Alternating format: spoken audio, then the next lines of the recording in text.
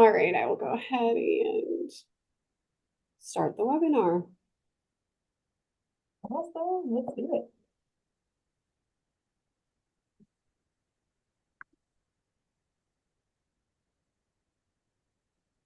All right.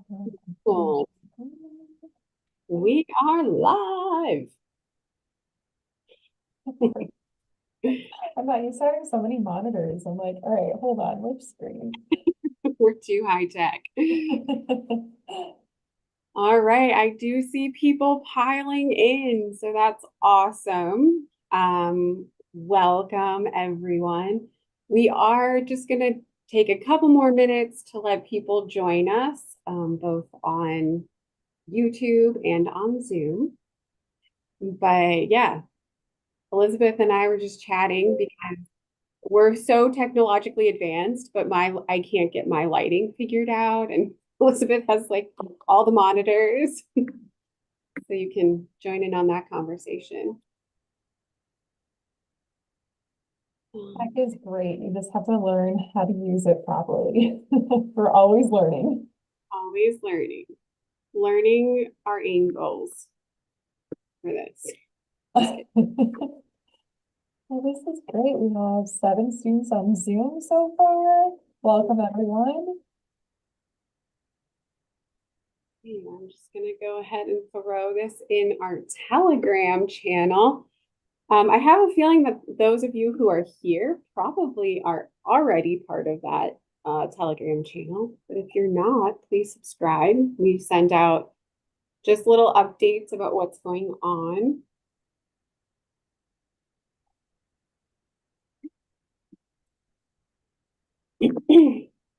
All right. Should we go ahead and get started? Let's do it. Think- Here, we'll do quick introductions and then I'll share my screen and we can go from there. Perfect. Alyssa, do you want to introduce yourself first? Yeah, welcome everyone. My name is Alyssa. I have been chatting with many of you on WhatsApp or Telegram and email. I'm the Director of International Recruitment and Communications here at Minnesota State University, and I am getting very excited about this upcoming fall. And hello, everyone. I've probably talked with quite a few of you as well through email or virtual advising sessions. I'm Elizabeth Lorenz, and I work with Alyssa in the Kearney International Center as the Assistant Director for International Recruitment and Enrollment. And we are super excited to host another pre-arrival session. And I think today's session, it's a very specific topic, which is probably why you have joined. And this is the first time we've done a session specifically about visa denials. So we're excited to see how this goes and just the conversations that are starting from this. All right, can you see my screen okay? We can. We are in the regular PowerPoint view, not the presentation. Okay, perfect. That's what I needed to know. All right. So first of all, welcome future Mavericks. Since you've been accepted to Minnesota State University Mankato, you are officially part of the Maverick community. And if you have not figured out what a Maverick is yet, the Maverick is our mascot. So it's a bull and his name is Stomper, and you will see Maverick Stomper, the Maverick, all over campus and all over our website. And so we're excited to welcome you to our global Maverick community. As you probably saw in the pre-arrival email, about this session specifically focuses on what to do if you have been denied the F-1 student visa. So what are your options? What strategies should you take if you're planning to go for another visa interview? And so we recognize this is kind of a tough topic because if you're in this session, it may likely mean that you have already been denied a visa or maybe you're just trying to plan ahead in the event that you are denied a visa. And we understand that there's so many emotions and frustrations and unknowns that go along with the visa interview. And we recognize that when students are denied, it may not always be super clear why you were denied the visa, and that can bring a lot of challenges. So we're going into this. This is the first time we've done this session, so we're going into this knowing that students probably have lots of questions, and so we're trying to get ahead and address those questions early on and try to give you some strategies that may help you if you go for that next visa interview. All right, let me try to switch my screen here. 1 second. Awesome. As Elizabeth is doing that, I Thanks just for the wanted, heads up. yeah. We have both, Elizabeth has over 10 years of experience in this field, and I have, oh, yep, it's good Is that now. better? Okay. Yep. And I have, I don't know, six-ish years of experience, specifically with F-1 visas.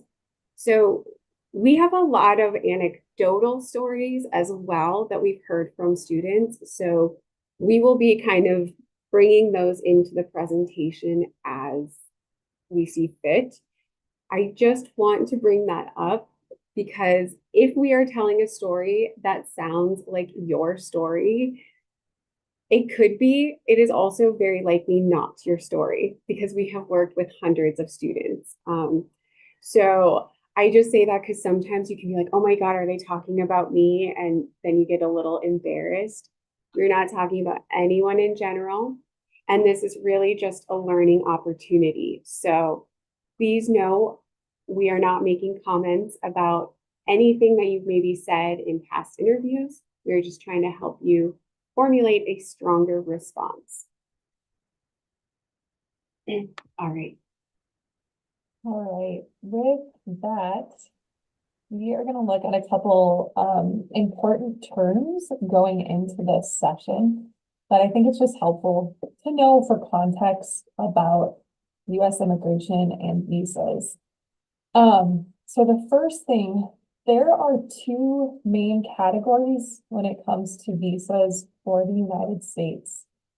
The first is the immigrant visa, and this visa is given to a person who has the opportunity to become a permanent resident and remain in the United States for basically an indefinite amount of time.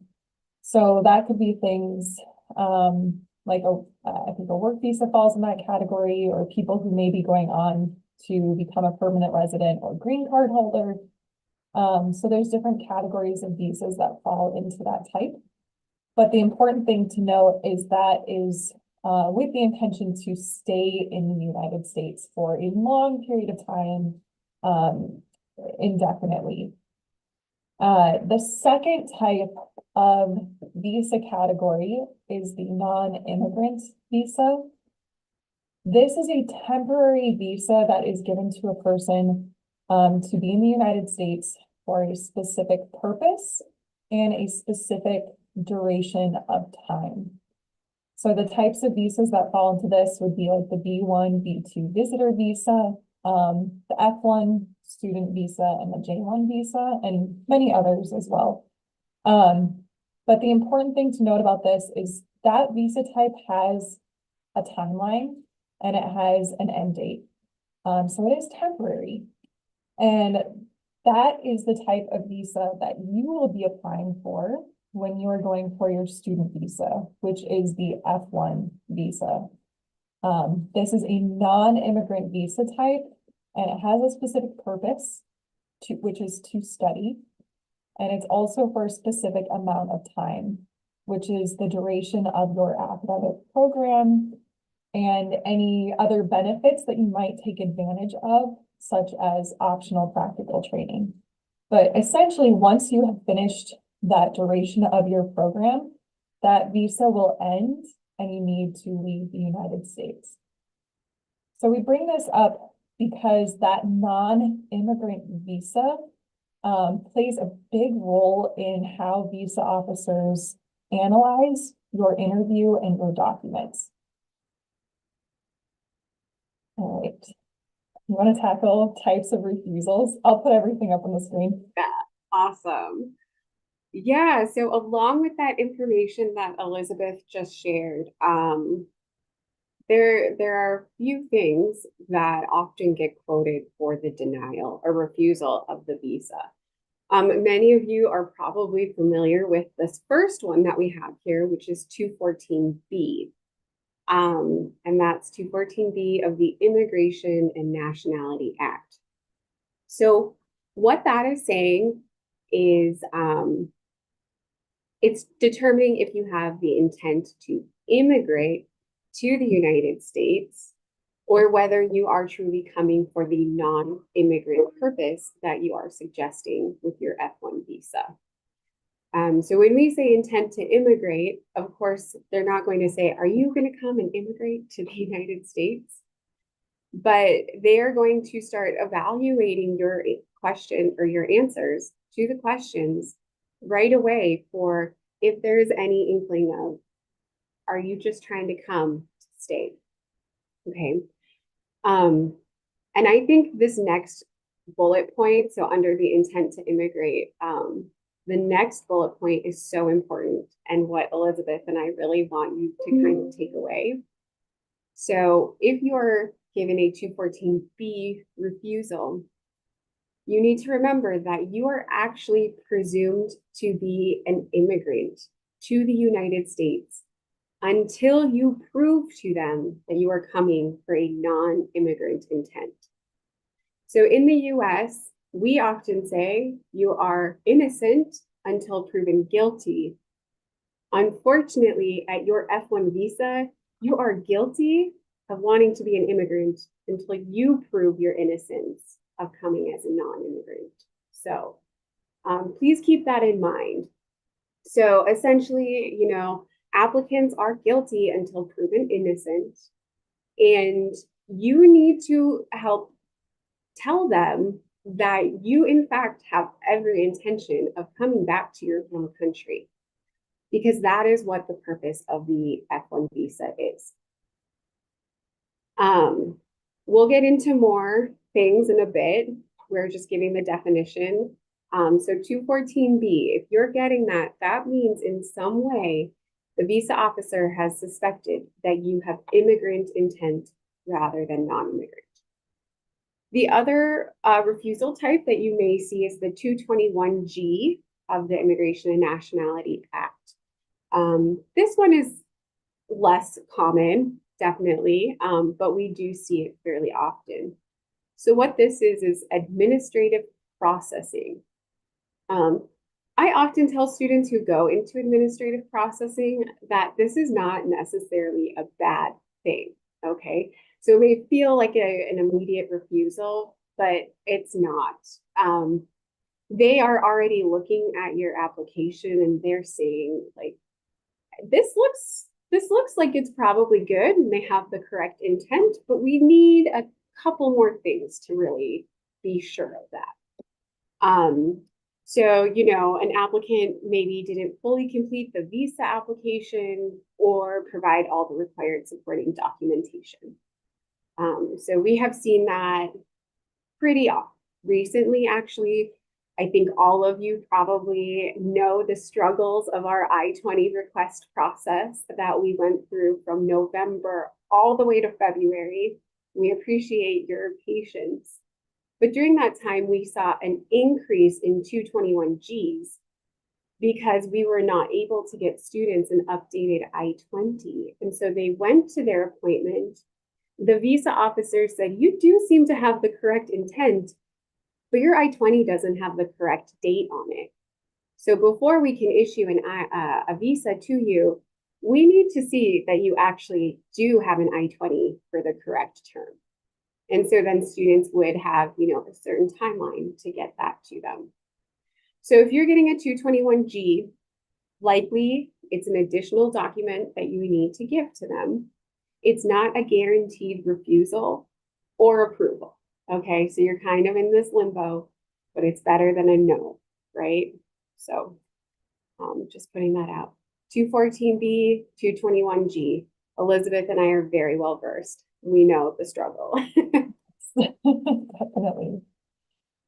So also just continuing with context, when we're thinking about your visa denial and kind of going through your interview again, I think it's important to know what the role of the visa officer at the embassy is. So you have to understand the training that visa officers go through, and kind of along those lines of what we mentioned earlier, they're looking at all visa applicants in that mindset of they're intending to immigrate until they prove that they're not, that guilty until proven innocent. So visa officers are trained to assume you have intent to stay in the United States until you can prove otherwise. They're trained to assume you have intention to violate the terms of your visa or misuse your visa for other purposes, such as remaining in the US beyond your program, or maybe just using that visa to get in the US, but you have no intention of actually studying at the university you've been accepted to, or maybe you have intention to work outside of the legal opportunities that your visa allows. So students can work on campus. Maybe you communicate your intention is to get a job off campus. That would be a misuse of the visa. So any reason that the visa officer thinks you're using that non-immigrant visa for immigrant intent. So they're looking for these red flags when you are going through your interview. And that could be a number of different things. It may be insufficient finances to pay for the cost of your program. So they might have reason to believe you don't have enough money. So how will you be supporting yourself? And they might make assumptions. Well, the student doesn't have strong finances, so maybe they're going to be working in the United States illegally to pay for their studies, or maybe they have other plans for misusing their visa. They're looking for red flags if you have that intention to stay in the US after your program. They're looking, red flags might be when a student has no clear reason why they are studying in the United States rather than staying in their home country to study or going to a different country for their education. So why did they choose the US over all these other options? Along those same lines, they might not have clear ideas of why they picked a specific university, why they picked a specific program to study. So the student just hasn't done a lot of research and doesn't communicate that information to the visa officer. Other red flags might be no clear ties to the student's home country. We'll talk a little bit more about that later on.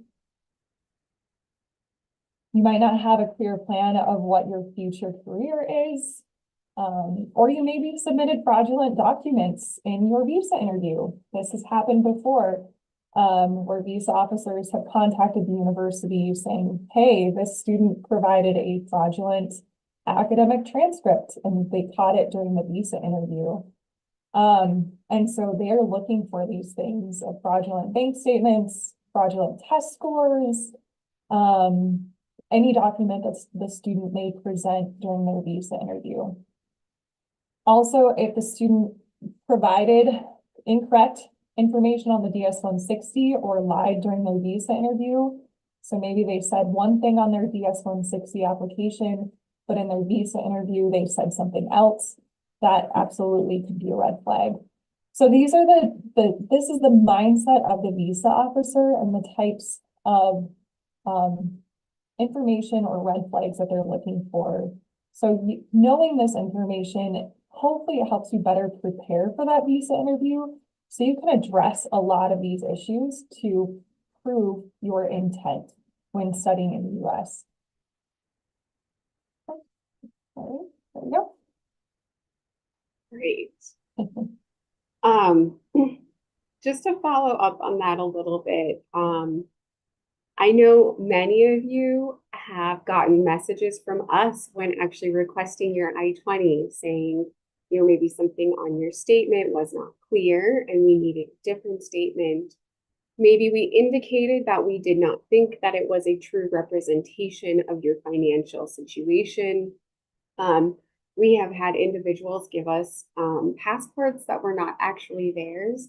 And we are very strict and stern on those requirements because of the reasons Elizabeth just said. When you go to a visa interview and we have given you an I-20 that says we have certified that you have the financial ability, the academic ability, that is a very serious certification. And I'm not going to put my signature on an I-20 if I am not confident that the student has provided the best documentation available. So while I understand sometimes our strict and stern policies may seem like an inconvenience, but they are setting you up for success because of these exact issues that we are talking about today. So moving forward, reflect on your interview. So I think a lot of times when I talk to students about what happened at the interview, like tell me, what did they ask you? What was the mood? All of that. Oftentimes students really can't tell me because they're upset and they have an emotional brain, right? When we have a lot of emotions going on in our brains, it's often very hard for us to think rationally and then put that information in where it needs to be. So I bring this up because I know it is upsetting when you are denied. I know that you're nervous when you go in there, and like it is heartbreaking if you do get that refusal. But I need you all to take a minute and take a deep breath after the interview and record what happened so that when you are speaking about it later on, you're not only talking about that emotional response that you had, but you're talking about the actual experience at the interview. Okay. I'm a person, I overreact definitely when I'm upset, like things go in one ear and out the other. And my husband hates it because I'm not able to actually give him the information. So this is something that happens to all of us, and we all just need to recognize that. So take a deep breath afterwards, and then reflect on your interview. Write down the questions that you were asked that you can remember, and write down your answers the way you remember answering it, so that you can remember later on.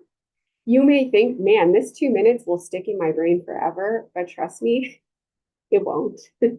You'll remember bits and pieces, but not all of it. So, what did the visa officer ask? And what did you say? And write it down as close as you can remember. And then start thinking, why do you think you were refused? Because sometimes you can kind of tell, right? Like maybe there was a question and all of a sudden the visa officer's demeanor changed. They went from being friendly to then starting to question you more.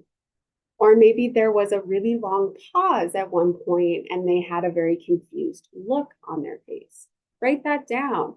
What did that come right after? Because that can help us understand a little bit more about where that refusal is coming from.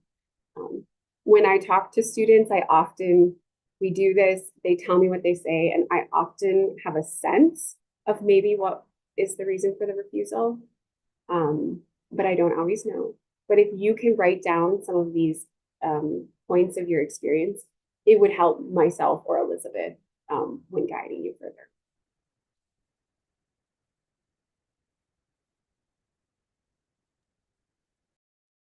Once you've had a chance to reflect on your visa interview and maybe have a better understanding after thinking about it more about what was asked and how you answered, you might be able to start to see a pattern of maybe why you were refused, or what you think the visa officer What red flag did they see in your interview of why you were denied? And knowing that information and reflecting on it can help you with strategies for your next visa interview. So you can apply for the visa interview again. Technically, I don't think there's a limit on how many times you can go for the visa interview. But typically after, 3 times, there's the chances have significantly diminished for getting an opportunity to get a visa. So you need to make your second interview count. And make sure that you're having appropriate strategies so that you can go into the next interview as prepared as possible. So for your next interview, the visa officer is expecting you to present evidence of significant changes in your circumstances since the last visa application. So likely when you go for your next visa interview, you will not have the same visa officer. It will probably be somebody different. Maybe it will be the same person, but regardless, whoever is doing your visa interview, they will have the notes from your first interview, and they may ask you some questions about yourself based on the notes that the other visa officer made. So you really need to be able to present, explain what happened in your last interview and what changed. Now, a few things not to do when we say significant changes. This does not mean going and completely changing your financial sponsor. That's not necessarily going to improve your visa interview. So we get a lot of requests from students saying, hey, my visa was denied. I want to change my financial sponsor from my mom to my uncle. That's not a significant change because it doesn't necessarily provide more information to the visa officer about your intent.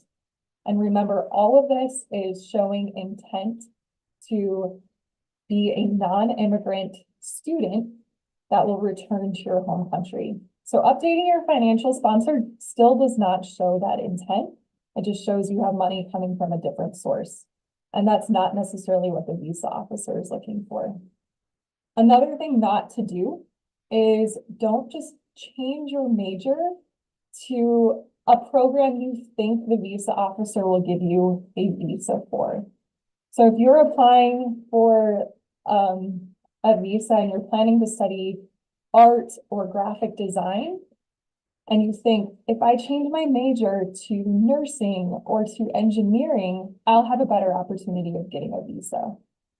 Don't go through that process of changing your program simply for the sake of getting the visa, because visa officers, again, they're not looking for a specific major of what you want to study. What they're looking for is that you know why you are studying what you want to study. So you have to give a strong case for the program you chose to study and why the university is the best university to fit the needs for your program. So changing your major, changing your financial sponsor, those are not necessarily going to be significant changes to your circumstances. The significant changes we're talking about is recognizing things that from your previous interview that you did not have a chance to clearly communicate. So again, maybe you did not have a chance to tell them why you chose Minnesota State University, what you plan to do with your major when you return to your home country. Maybe you didn't have a chance to talk about your intent to leave the United States after finishing your program. So if you go into this interview and they ask you, okay, what changed? Clarify your intention and use that opportunity to tell them what you learned from the first experience and be better prepared to communicate your story to them.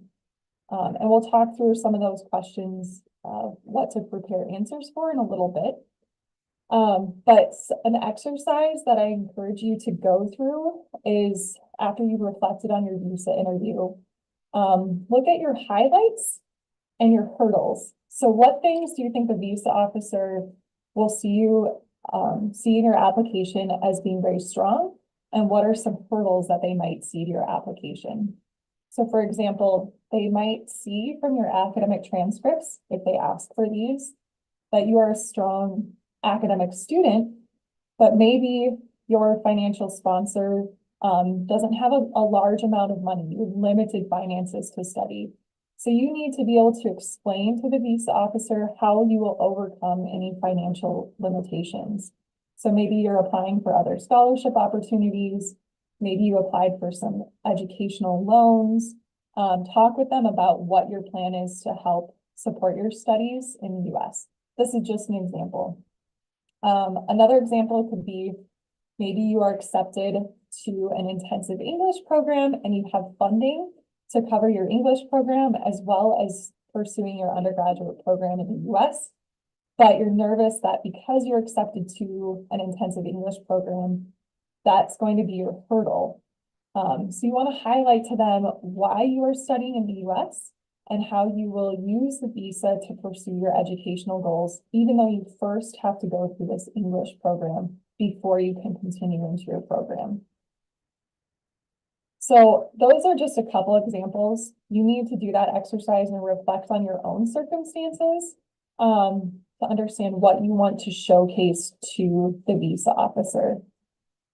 Remember, it's important to communicate your story. There is no perfect formula that will get you a visa. So the visa officers, they want to hear from you and they want to have concrete examples of what your intentions are to study in the US. And visa officers have interviewed hundreds of thousands of visa candidates. So they usually know when a student is just telling them what they want to hear and not actually sharing their story. They know when a student has memorized a script and not just sharing their intentions naturally. So you don't want to go into the interview with having a memorized script, but go in comfortable, relaxed, and ready to showcase your highlights as a student and be able to address any of those hurdles or those challenges that you might have when it comes to applying for the interview. So one example, I know it's wordy here at the end, but one example you could use, and again, this is just a random example, so don't copy this and say this is going to get you a visa. But if you're a student who is studying a biomedical sciences program at MSU, you could say something along the lines of, I'm studying a bachelor's in biomedical sciences, so I can pursue my master's and eventually work for a medical research laboratory in my home country and develop advanced medical technology. So right there in one sentence, you're explaining your intent of studying in the United States, what your long-term goal is to get a master's and work in a medical research company in your home country, and what you hope to do. And then you can further go on and explain, I'm studying at Minnesota State University because it's a strong biomedical program with undergraduate research opportunities. There's small class sizes, so I get hands-on experience and can focus on research with a faculty mentor.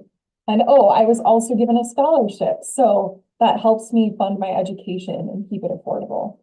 Something as simple as that in just a couple sentences shows the visa officer why you chose the university in the US, why you chose a specific program, and that intention to leave the United States after your program. So a few strategies, and we'll continue to talk through a couple more throughout the session.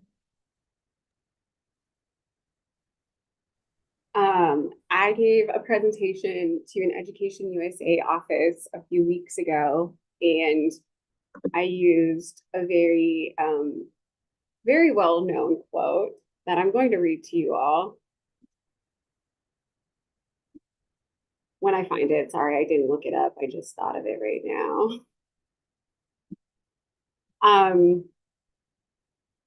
Because I think this is really, really important. And actually, I'll maybe even put this out in the chat in a second. But the quote is, be yourself. Everyone else is already taken. And so any of you who are into literature know that's from Oscar Wilde. But what he's trying to say is, you're the only one that can tell your story. And no one can really tell you if it's right or wrong because it's your story. I also bring that up because visa officers are really good at picking out if something's your story or if it's a story that someone helped you craft, or if you are just making something up and telling them what they want to hear. So be yourself. We have offered admission to each and every one of you because we believe in you and we have seen that you have the academic skills to come here. And I'm sure that you have the personality, the drive, and the motivation to be successful. So your story is kind of your ticket here. All right. So I just thought I'd bring that up because, I like to bring in side tangents. But all right, let's talk a little bit about ties to your home country. So obviously, there's not actually something tying you to your home country, like a physical rope, but there's likely some other things that you can share that will be just as strong of a demonstration. So let's start with the basics. A reason for your return to your home country after you complete your program in the United States. This is kind of the easiest way for you to show that you have ties. If you're married and you have a child back home, that is not coming with you. I think all of us know that given the opportunity and choice to be away from our children or to be with them, we would always choose to be with them. So if your family, like if you have a child, maybe a partner, maybe some grandparents that are ailing, all of those are good reasons to show that you will come home. Career opportunities. So some of you know that when you come back, there's going to be a job waiting for you at the high school you attended. Or if you are coming to get your BS in nursing and you already work for community health or a local government in nursing, and that is something you plan to do when you return, that is part of your story. And it's a really important piece because most of us, when we have a guaranteed job, are going to take that guaranteed job because it just alleviates a lot of stress and pressure from us. Maybe you also have continuing education at home. So you're coming here because you want to be in a health informatics major, but then you know that back home in Korea, things function a little bit differently and you need to do an additional certification or an additional license in order to actually perform your required skill. So all of these are kind of some basic examples, but you need to tell your story and make it believable. Because if you're just like, oh, I have a kid at home and I need to come home to them, like, do you? The way you just said that doesn't really suggest it. Okay. So let's talk more about how do you demonstrate this. So number one, visa officers do not ask you directly about your ties to your home country. Everything you answer should be pointing back to your intent to return home. Okay. So I'm not saying that they're giving you trick questions. They're not, but they are giving you questions where you have the opportunity to frame your answer as a way to show, again, your ties to your home country. And give concrete examples of your reason to return to your home country. Maybe you have a grandparent who is ailing and you know that you will be returning home because they've been your support your whole life and you want to be there for them after your education. I do think visa officers do understand cultural reasons. And so family ties and explaining that is a very legitimate reason. Family ties, especially in cultures that are more communal based, are very important. And I do think visa officers typically remember that. So, maybe it's, I have a son and he's going to be entering kindergarten when I start my program.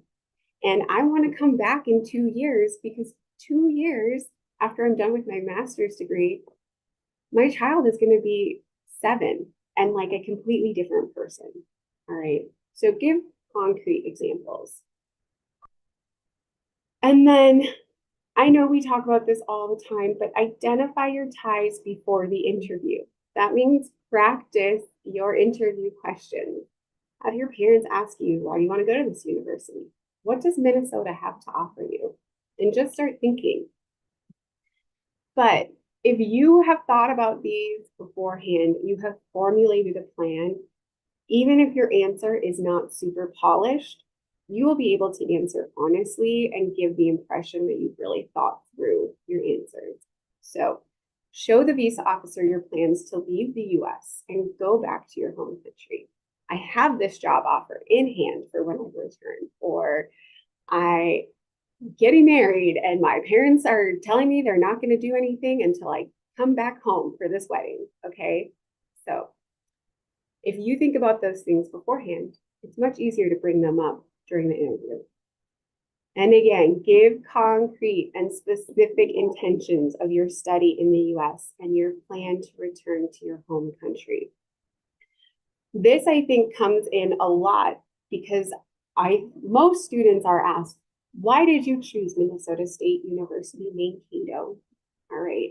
And a lot of times when I talk to students, they tell me, well, I chose this institution because of the top, their top tier facilities, their world-class faculty, top 20 in undergraduate research. We have a lot of awesome, really fast facts that you can throw out there, but these are surface level and they don't necessarily show that you're committed or have done your research to come to our university. Saying that we have world-class faculty, that could point to any institution. All institutions in the US have amazing faculty. That's how we get our accreditation. So what is it specifically about here? Maybe, I see in our YouTube chat from the Gambia, he's saying hi to me, right? Modu, hi. You could say, I met with Alyssa Morrison when she came to the Gambia, and I just knew from how she answered my questions that this was where I need to go. She told me about the academic support that I know I will need. She told me about the community of Gambians that can help me when I feel homesick. So that is specific, and you can really tell that. You could also say, why did you choose MSU Mankato? Well, I chose it because I have a friend who went there and they told me about their experience. And because my friend trusted it, I feel like I can trust it, and my family also has more trust in the institution. All right. So again, identifying these ties beforehand, thinking about your story, and remembering that your story is yours, not anyone else's, and you get to determine what is the right or wrong answer. So be honest and go forth with the truth. That was perfect. I love that. All right, sorry, my computer's being a little delayed. Hopefully it's coming up. If you haven't noticed yet, we have some themes. It's all about intent and your story and giving examples. Those are the three, I think, key takeaways is what is your intention? Make sure you're telling your story and giving those specific examples. So if you haven't taken anything away yet, those are the three main things. Now, generally speaking, if you've attended any of our other pre-arrival webinars about visa prep, you'll have seen this slide before about the types of questions to prepare answers for. And so if you're going for second or maybe third visa interview, it is still important to prepare answers to these questions or these themes. But you also want to tie in the other information that we've included in the presentation. So be prepared to give better examples than you did the first time around about what's changed with your circumstance. So again, maybe you prepared answers to these questions, but in the visa interview, you just did not get the opportunity to communicate as well as you wanted to because you were nervous, or maybe misunderstood the visa officer's questions and didn't realize that was your opportunity to answer how you wanted to answer. So thinking through those things, the kinds of questions you want to prepare for, I'll put all of these up here, are things we've discussed throughout this presentation. So why study in the United States and why Minnesota State University? I love that example that Alyssa gave of like having, maybe you met Alyssa or me, or you spoke with other students and you just feel like this is going to be a really good fit for you as an international student. That is something that the visa officer cannot find on the website. That is your story. So make sure you keep it personal, but also something believable that the visa officer really senses that you have genuine intention. Talk about your academic goals, even if the major that you're planning to study is not a traditional major of what other students in your country are studying. So maybe you are going on to pursue theater or dance or special education in the United States, and that's not something very common in your home country. Give examples of why you chose this major and why you think Minnesota State University will fit your goals for that major. Focus on giving examples of what your career goals or your professional goals are. So again, that example earlier in the session, we talked about a student pursuing biomedical sciences. Maybe you have that long-term goal of working for a research laboratory and developing medical technology or going in to develop vaccinations for your home country. Talk about those things, very tangible goals that you have with your program. This is the time to be as specific as possible. You, of course, also need to be prepared to answer how you will pay for your education in the United States and give examples of how this money for your education is available to you. So the visa officer wants to know who your financial sponsor is and how does your financial sponsor, how are they able to afford your education? So maybe your mother is your financial sponsor and she works as a manager for a company in your home city, and she's been saving this money to pay for your education, and she has a consistent income that will be able to support you throughout your studies in the United States. So give examples of what your financial sponsor does. That way the visa understands that you do have consistent support while you are studying in the US. And then again, from that previous slide, the ties to your home country, always circling back to what your motivation is to return to your home country after finishing your program.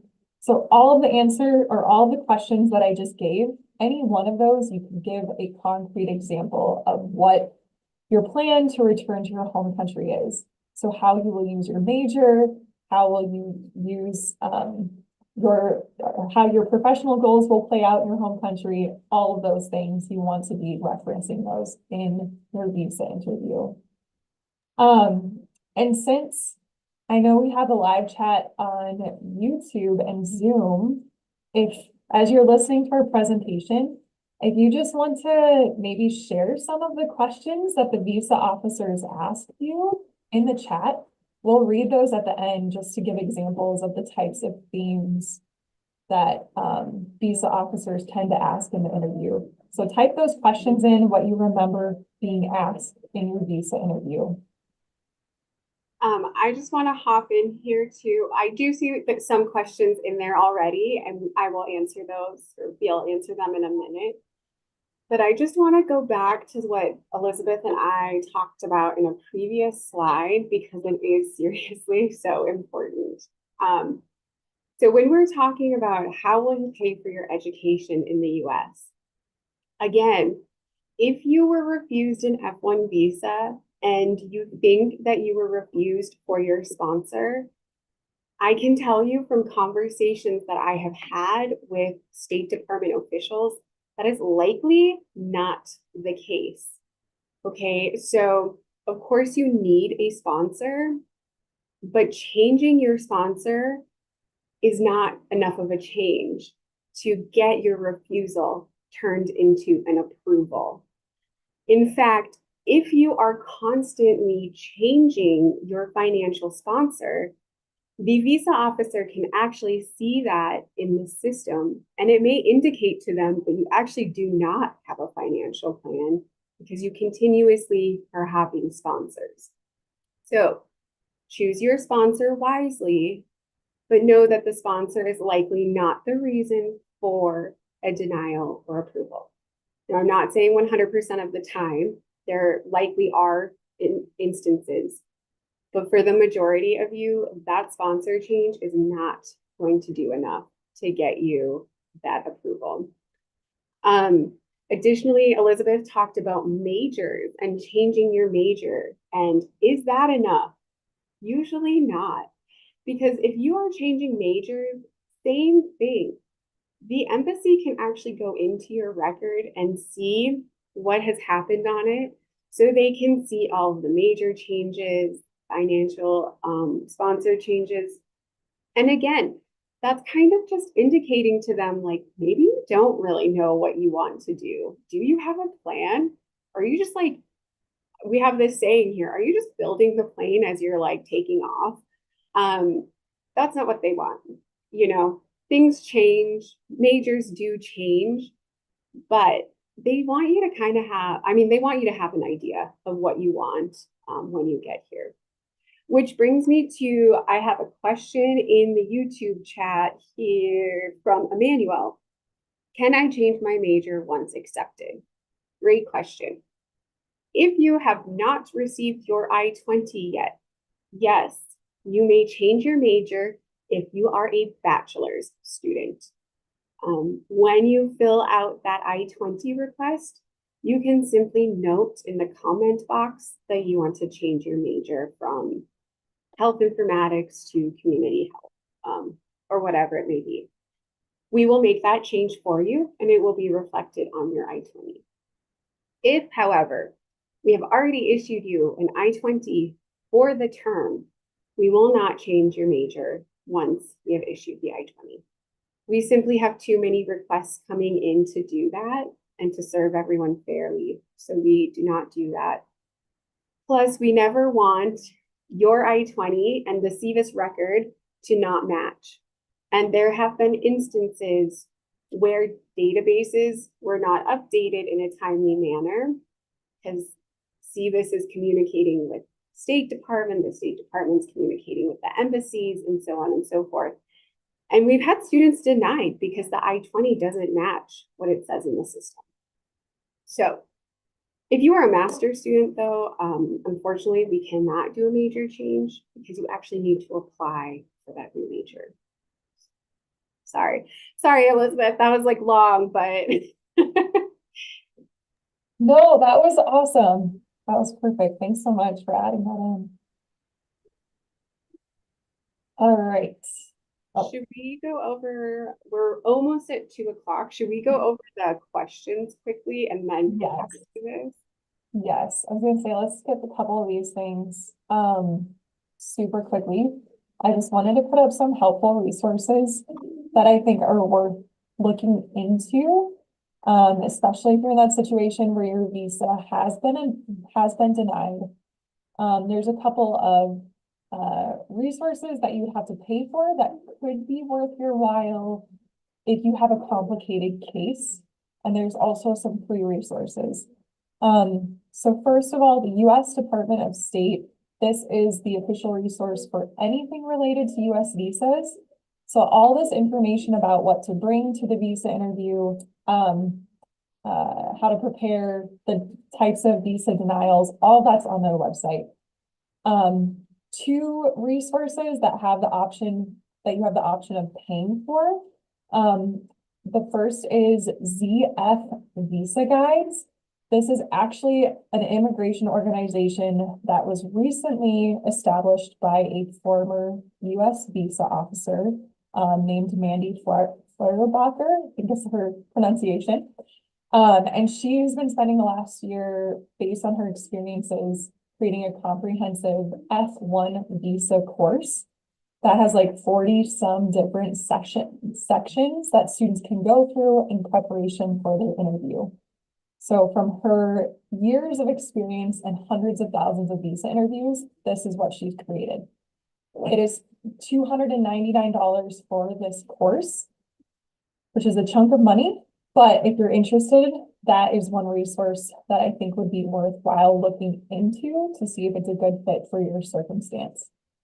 The second is Argo Visa. Along a similar line, it's a group of former visa officers. They have amazing YouTube videos that are free to watch and cover a lot of the information that we have discussed in this session, but they're speaking from the experience of being former visa officers. They do have one-on-one visa consultations that you can pay for, and that ranges from $479 to $789 for a 30, 45, or 60-minute one-on-one consultation.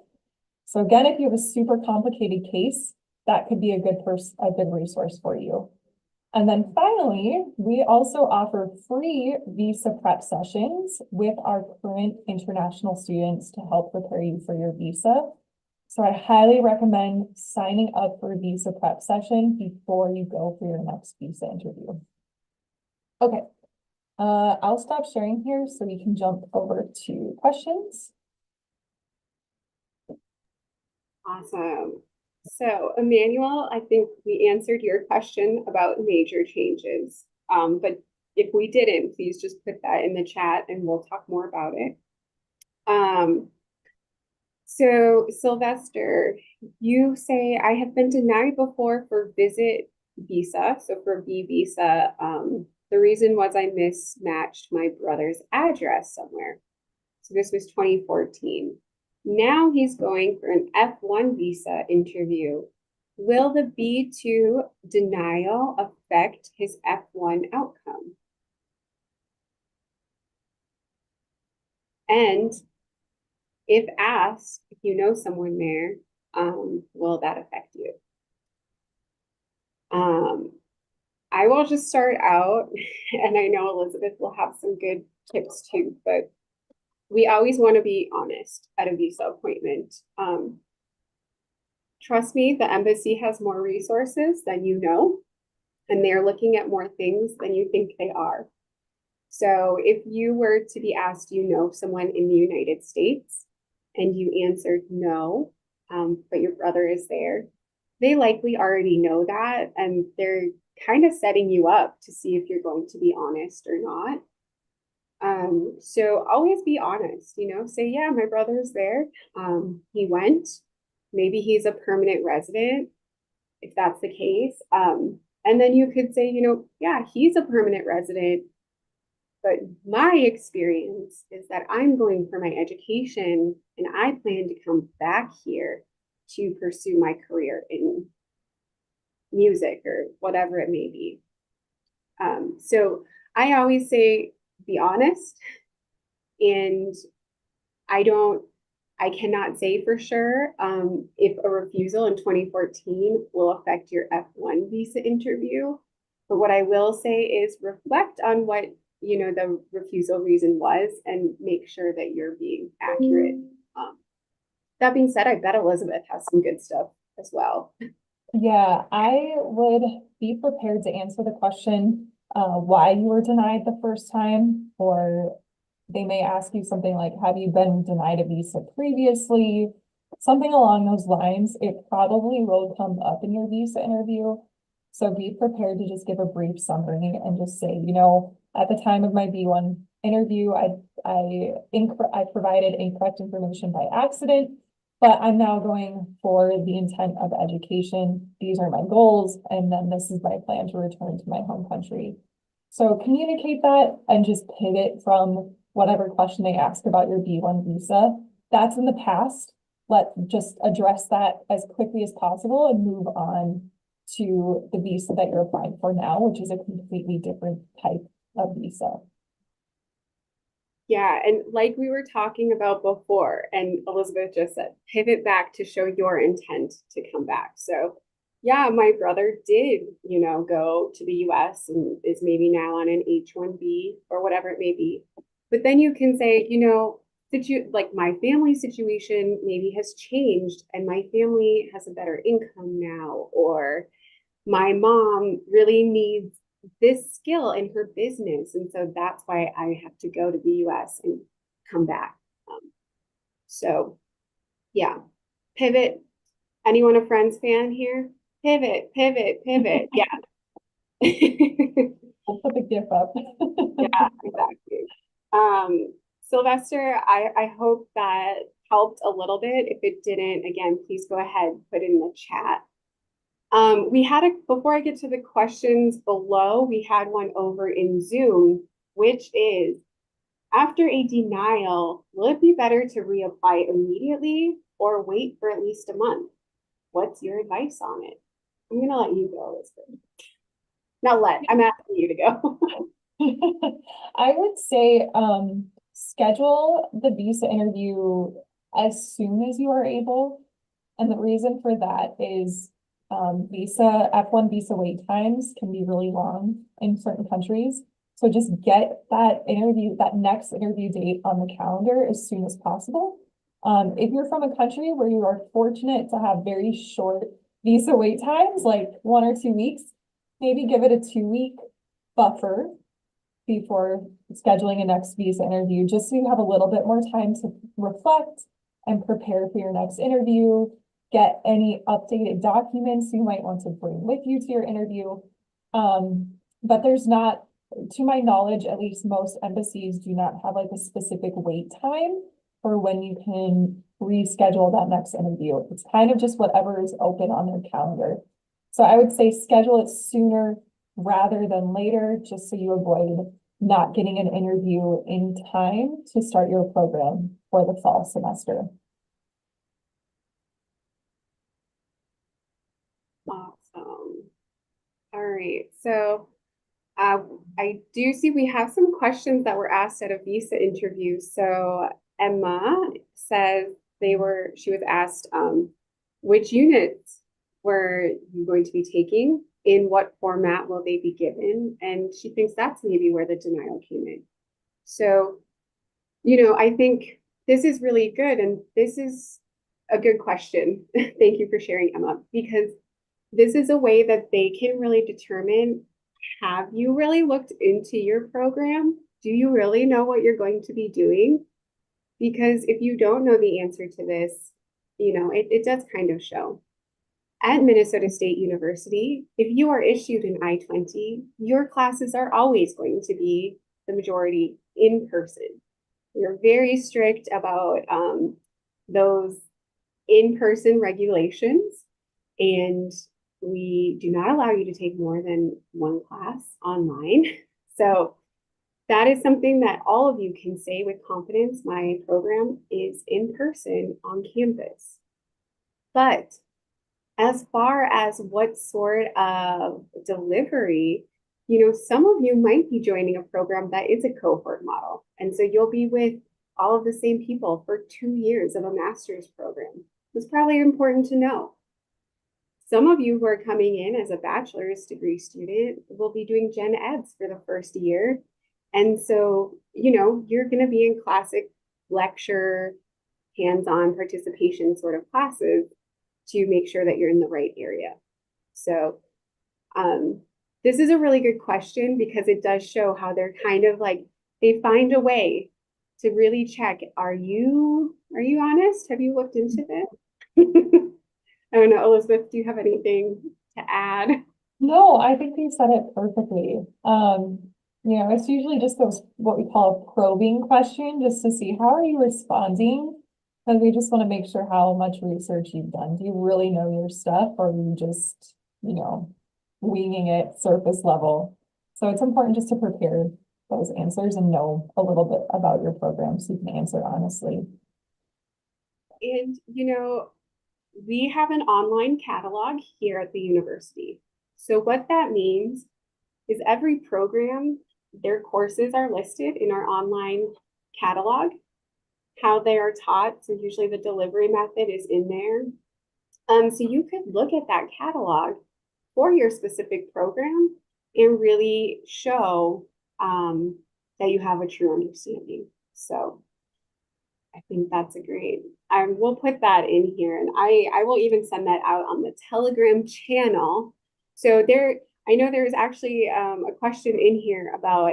I heard there's an admitted student group. So there's a Telegram group specific for bachelor's degree students coming, and one for graduate students. These Telegram groups are purely for you all to get to know each other.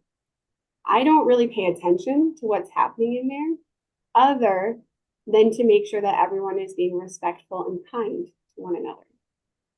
On the flip side, we have a Telegram channel, which is where we just push out information to you. There's no interacting. You can't respond to us. And so if you're just looking for updates, that's a great place to go.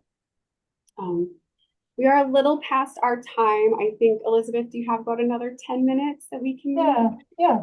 Cool. That's, I think, a good amount. All right. Next question is on YouTube, and then I do see we have a couple on Zoom, so we'll get to those. And at the end, I will show you all the KIC portal because I do see a few questions. So I'll do that. So next question. Do international students applying for business administration and management directly get admitted to the College of Business? Elizabeth, you want to? That's a great question. So at MSU, so on your I-20, that's what the program name is going to be. When you're actually at MSU, your major in the College of Business will probably be a little bit more specific, like business management, finance, accounting, international business, one of those types of programs. So when you enter the program, you are admitted to the major, and you can take what we call like the prerequisite courses, which are 100 and 200 level courses. Those are like the foundation courses for the program. To be eligible to take upper level courses in the business program, so that would be 300 and 400 level courses, you typically have to have a certain grade point average to be eligible for those courses. And then some offhand, I don't think any of them require like an admittance to the major, but you just have to meet this eligibility. And I believe from memory, I think it's a 2.75 cumulative grade point average that you have to take those upper level courses. But if you go to that academic catalog that we're going to share with you, it does have this specific information for all of the programs in business, as well as all the other majors. And it talks about those kinds of things like the prerequisites for taking certain classes, what you need to complete in order to be a year 3 and year 4 student. If your major is a competitive major like nursing, what are those requirements to get accepted to the full nursing program? So all of that information is very clearly stated in the specific program details in the academic catalog.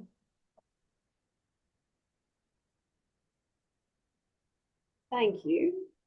I was preparing the KIC portal. Perfect. On YouTube, I do see the rest of the questions, and most of them are things that we'll talk about when I pull up that KIC portal. So I'm just going to pop back over to Zoom for our last 2 questions, and then we will look at that portal quickly. So in Zoom, another person was denied a B visa. So they want to know how to defend this question. And if you were working on coming to America for school, why the visit visa? Great question. Visit visa. Maybe you were going to come visit the school. Wanted to make sure it was the right fit for you. Maybe you had a relative here and you wanted to come for their birthday and you weren't sure you wanted to come to school. So, I mean, I think, Elizabeth, please like chime in I think you agree. I think if you're honest, it'll be fine. And if you had a reason to truly visit the United States, which I'm sure you did if you applied for a B visa, you say that. That's okay. That was February. That was like 3 months ago. So when you're your age, I'm going to assume you're between the ages of 18 and 25. Maybe that's not right. A lot of things change in 3 months. So, Okay. And even if it was just to come for vacation, like you've always wanted to go to New York City and you were just applying for B1, B2 visa, like just be honest, tell them what your plan was. And then pivot, like we've said, make that pivot and say, but now I'm applying for the F1 visa and this is my plan and my intention. Yeah.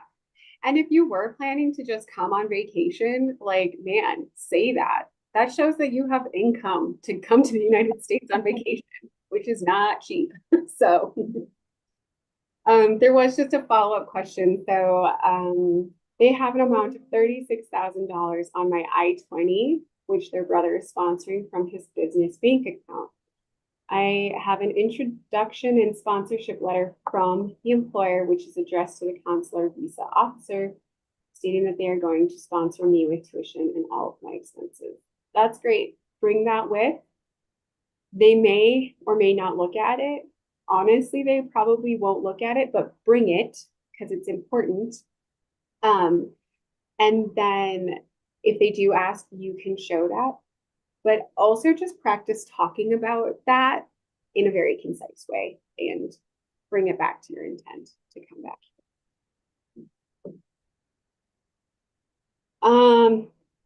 All right, so this one is great. I'm awaiting my visa interview in the month of June, and it's the first time. You have applied for an F2 for your son. I'm still unsure whether to get him. So to bring him with yet or not is what it sounds like. And you're asking, will this be a problem at the interview? Yeah, I don't think so. This is a hard question to answer because the visa process is so subjective. But whether or not you intend to bring your son with right away, I don't think will affect you. It will only affect you about how you talk about it. So are you bringing him with because you're probably his main caregiver? Or are you able to leave him at home for a while because you have childcare there? So again, just being honest is really important. Elizabeth, you've been doing this a little bit longer than me though, so I wonder if you have any additional comments. Yeah, generally speaking, the F2 visa, as the F1 sponsor, you are within your legal bounds to apply on behalf of your spouse and children. So there's nothing wrong with having them on your application. But what the visa officers will definitely look for is that you have financial support to pay not only for your expenses, but also to support your son in the US. So are you going to be able to afford the cost of living for both of you? How will you be able to afford getting him to school, which by the way, there's public education in the US, so that's free for him. But like, are you going to be able to support him overall while you're in the US? So talking through your financial support and your plan for being a student as well as a caregiver for your son, that's what the visa officer is going to be looking for. And if you do decide to just go ahead first and leave your son at home temporarily, mention this to the visa officer as well, again, as intent to return to your home country, but also what your plan for your son is while you are in the US and your son is home in your home country. Because again, the visa officer wants to make sure that you would have a plan in place of who is taking care of your son while you are abroad. So talking through some of those circumstances, they're very specific to your situation. So just be prepared to answer honestly. And again, showing that intention at the end of the day to return to your home country with both you and your son. Yeah. You're so smart, Elizabeth. Teamwork. Yeah. We're the dream team, y'all. All right, so the remainder of the questions mainly are about the KIC portal. So I'm going to pull that up for a couple minutes. I do see there's a question here about, can you give a sample answer of why MSU? And I'm sorry, but no, I can't. And there's a reason. My reason for choosing MSU would be completely different than your reason. My reason and my example question may not be a good example for you because you are a very different individual. This is why when you do a visa prep with our staff or you come to these webinars, we're always saying, we can't tell you the right answer. So, we did give a few examples just briefly, but this really is something that you have to develop. And if you are unable to develop that answer on your own, that probably means you need to wait and hold off on a visa appointment because you're not even convincing yourself. All right. So it's a hard answer. I'm very sorry. I know that's what students don't want to hear. That's my answer. All right. I'm going to go ahead and share my screen so that we can take a look very quickly. So for most of you who are undergraduate students, and everyone can see my screen, right? We're good. Cool. So for most undergraduate students and graduate students, your admission or acceptance email is going to bring you to this page. So the KIC portal is the portal where we are now storing all of the information. It's where you request your I-20. It's where we're going to upload your I-20 so you can go in and download it at any time. It's where we are going to put pre-arrival information. So it is very important that you activate your MAV mail, which is your MSU email, so that you can then log into your KIC portal. So if you do not do this, you will not get an I-20 from our institution because we do not accept documentation any other way than in the portal. So here on this page, we do have instructions on setting up that MAV mail account, including what your email is and that your email password is your star ID password. If you need help setting up your MAV mail, because it is a multi-factor authentication process, you need to work with our ITS Help Center, and they will walk you through how to set up that multi-factor authentication.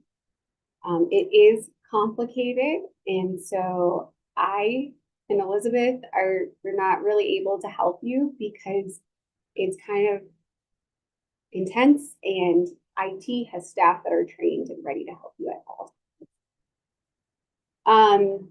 It's going to tell you about gathering your financial documents, and then most importantly is here. So you need to log into your MAV mail and then navigate to internationalportal.mnsu.edu. When you go to this page, you are going to click the purple login button at the top of the screen and then select login with campus ID. If you choose the other login method, you will not get in. Okay. So when you go here, I'm going to see. All right, so this is the home page. This is where it's going to start. This is the purple button on the top right-hand corner that you will use to log in. All right, so I'm going to X out of that because that brings me into the backside, which has student information, and I'm not allowed to share that. But when you log in and you have already received your I-20, you are going to be brought to this important next steps page. It also has your personal information, your financial details, and control center. We're going to talk about this page though. On this page, we have all the information you need. So if you've contacted me like, I don't know what to put in my DS-160, I have likely said, go to your KIC portal. Or I don't know how to pay my I-901 fee, what do I do? I've said, go to your KIC portal, okay?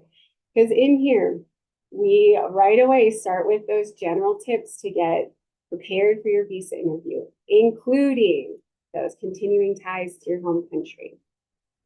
The Telegram groups are here for you. So that group where we're just blasting out information is here. And the one that you can actually connect with your peers is also there underneath it. If we have embassy and consulate social media information, we put that in there for you too, so that you don't have to go find it. Information on paying that I-901 fee, completing the DS-160 and scheduling your visa interview. And we have a full guide here that you can download to help you with that DS-160. Okay. Interview tips And then once you have that visa in hand, information on arranging your travel and housing to Mankato, orientation information, and then finally our full webinar schedule. So this is the KIC portal. The first step that you need to take if you have not yet logged in is to activate your mail. And I will share in this chat and on YouTube that link that I just showed you with those next steps and how to activate the mail, get into your account. Whew. All right, that was a lot. That was great. Yeah, I really hope that this was helpful for you all. We will likely do a similar session again in June, so you can watch your email and Telegram.